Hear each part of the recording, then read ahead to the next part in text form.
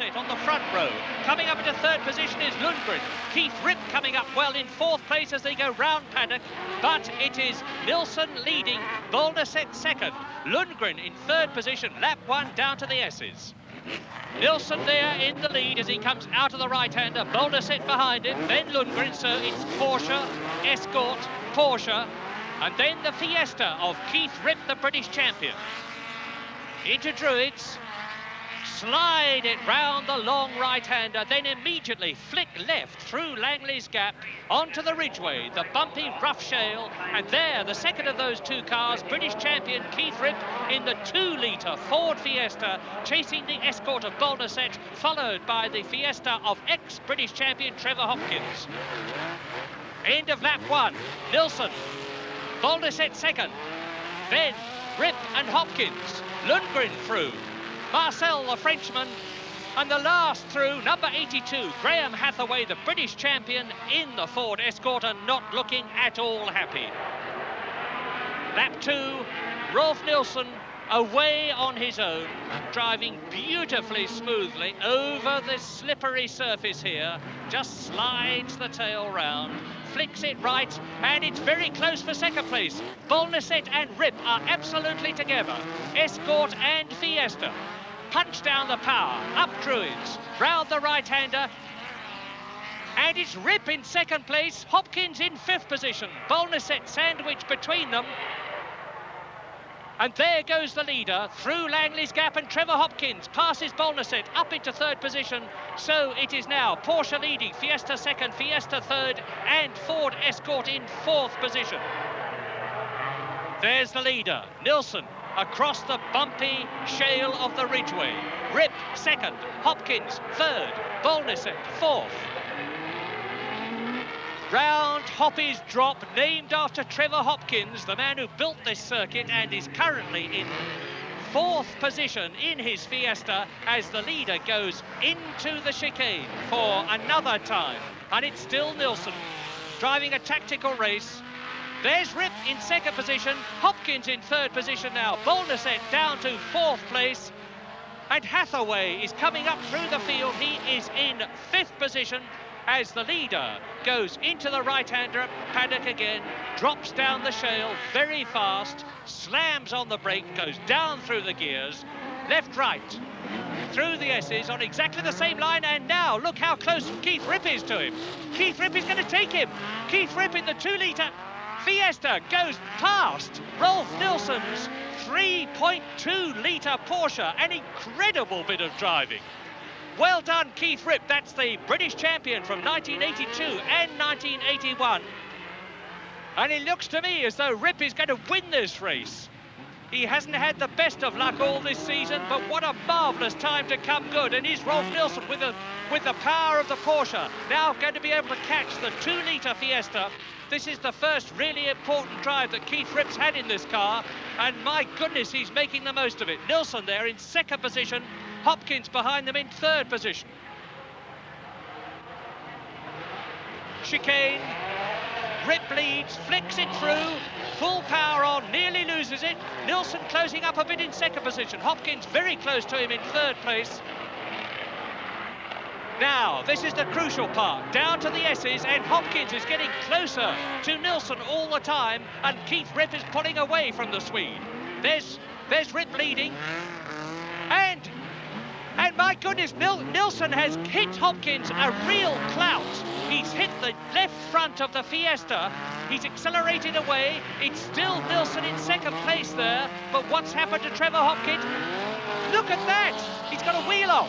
Left front wheel, Trevor Hopkins right off, and there goes Bolderset through to third position. Barry Hathaway has moved up into fourth place. Barry Hathaway, that is, Graham Hathaway's brother. And so now on to the finish, and a win goes Keith Ripp in 4 minutes 38.3 seconds ahead of Nilsson and Bolderset, and what a terrific victory. Another heat. They're getting them away fast. And it's the Quattro, the Turbo VW, Porsches and the Stratos. And Franz Wurz, the European champion, punches his way through from row 3. Look at him go. Now Alamarki is leading. And off goes Benzer. Andy Benzer spins out to the S's. They go, and in the lead now is Matti Alamarki, chased by Franz Wurz. And now Wurz, using the four-wheel drive and the turbocharged power of his Audi Quattro, accelerates away up to Druids, passes Alamarki, takes the lead. And it looks now as though it's all over bar the shouting, because Franz Wurz is the European champion. He really knows how to use the power of this car. Alamarki is second. And the incredible Lars Nystrom there in the VW Beetle, chased by Trevor Reeves, the British driver in the Mini. And Nystrom has 300 horsepower in that turbocharged VW. Wurz leads. Alamarki second. Nystrom and Reeves absolutely together. And Tony Drummond through there, number 8 in the Ford Escort. Well, here is a champion at work. Franz Wurz. E means champion of Europe for 1982. Back into racing after 2 years' absence. Twice a previous European champion. And he's now well away. He can afford to ease off if he really wants to. It's not a question of who wins, but who is going to be in second position. And there is a change, because Lars Nystrom in the VW turbocharged Beetle has punched ahead of Matti Alamarki from Finland in the Porsche. It's Trevor Reeves still. There he is in the Mini in the fourth position. Tony Drummond is still in fifth place. But meantime, the leader, Franz Wurz, in the Audi Quattro, the same type of car in which Hannu Mikkola has just won the RAC rally, is on his last lap, and he's now leading by over 10 seconds. Taking a leisurely tour through the S's. In comes 330 horsepower, and see what an effect it has. Wurz slides on the surface, round Druids, into Langley's gap, and it's not a question of whether he wins, but how much he wins by from Lars Nystrom as he crosses the line. There goes the checkered flag, and Wurz has very clearly won by 14 seconds from Nystrom, with Alamarki in third place and Trevor Reeves in fourth position. Now the final, 10 drivers from 8 countries, and Franz Wurz is on the left-hand side of the front row. But it's Nilsson who is streaking through. Rolf Nilsson in the Porsche, who won his heat, streaks through and punches ahead of Franz Wurz. And Keith Ripp is in third position. There's the Fiesta of Keith Ripp. Matti Alamarki, look for the red Porsche, is in fourth place. Nilsson, Wurz, Ripp, Alamarki. Gunter Spindler is in fifth position in the Porsche. And John Welch, the British driver, is sixth as they go. And Keith Ripp is going. Keith Ripp is chasing and he's passing Nilsson. Up into second place goes Keith Ripp. It's still Wurz leading in the Audi, Ripp in the Fiesta, Nilsson in the Porsche. Alamarki in the red Porsche is fourth, and it's still Nystrom in fifth position, and Nilsson is fighting back and trying to take Keith Ripp as they go along the ridgeway.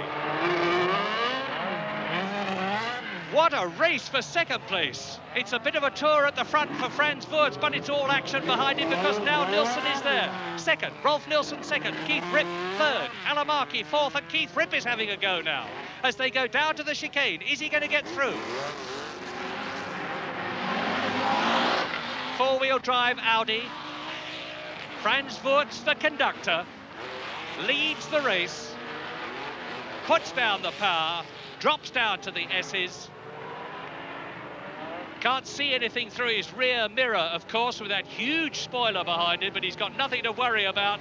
He's well on his way to victory in the Internations Cup here at Brands Hatch, in excellent weather conditions, now that the course has thawed out a bit. And there is the battle which rages for second place between Nilsson in the white Porsche and Keith Ripp in the yellow Fiesta. And he's through. Ripp is through. No, he's not. Yes, he is. Up into Druids on the inside. Keith Ripp has done it. Front-wheel drive Fiesta against rear-wheel drive Porsche. And on to the ridgeway. Now, this is where Nilsson can challenge again, as he did in the previous lap. Oh, he's right up. He's got the inside line. But Keith Ripp breaks later, and Hoppy's drop takes the front position. That's second place. Don't forget that in front is Nilsson, and there he is. Wirtz leading. There he goes. He's now on his last lap.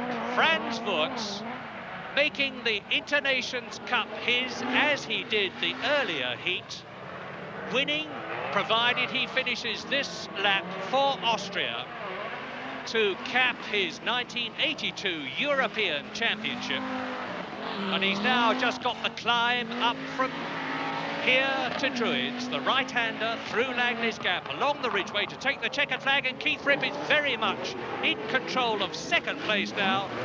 A magnificent drive against the talented Swede Rolf Nilsson in that very powerful Porsche there. But it is Franz Wirtz in the Audi Quattro that wins the Motorquip Internations Cup, as Keith Ripp dives through Langley's Gap to take an excellent second place ahead of third place man Rolf Nilsson. My car was good, I was good, and I have no problem.